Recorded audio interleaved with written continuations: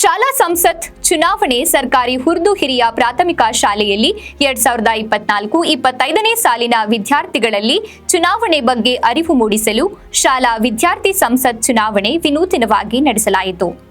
ನಾಮಪತ್ರ ಸಲ್ಲಿಸುವಿಕೆ, ಪರಿಶೀಲನೆ, ಹಿಂತೆಗೆದುಕೊಳ್ಳುವಿಕೆ, ಚುನಾವಣಾ ಪ್ರಚಾರ, ಚುನಾವಣೆ, ಮತ ಎಣಿಕೆ ಸೇರಿದಂತೆ ಪ್ರತಿಯೊಂದಕ್ಕೂ ಚುನಾವಣಾ ಅಧಿಸೂಚನೆ ಹೊರಡಿಸಲಾಗಿತ್ತು.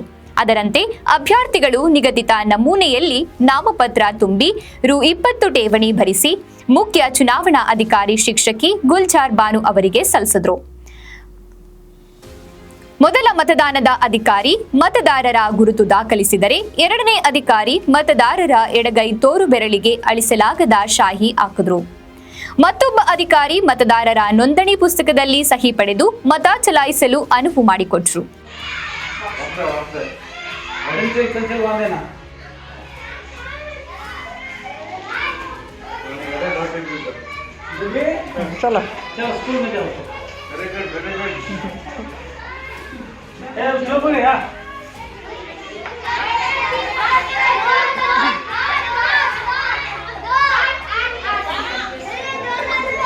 चलो चलो हाँ चलो शबाना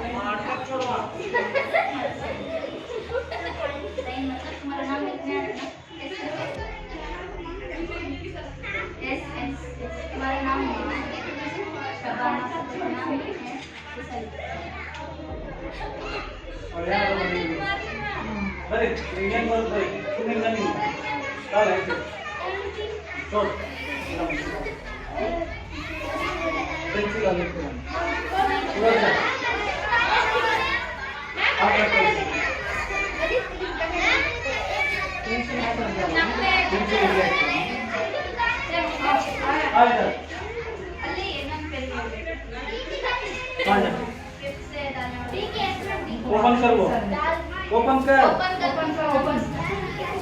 खोलो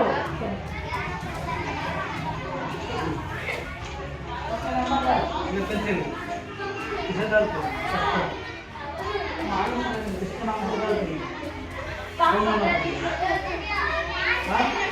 ನಂತರ ಅಭ್ಯರ್ಥಿಗಳ ಸಮ್ಮುಖದಲ್ಲಿ ಮತ ಎಣಿಸಲಾಯಿತು. ಮುಖ್ಯಮಂತ್ರಿಯಾಗಿ ಸಾನಿಹಾ ಆಯ್ಕೆಯಾದರು. ಉಪಮುಖ್ಯಮಂತ್ರಿಗಳಾಗಿ ಉಸ್ಮಾ, ಶಿಕ್ಷಣ ಮಂತ್ರಿಯಾಗಿ ರಾಹಿಲಾ ಆಯ್ಕೆಯಾದರು.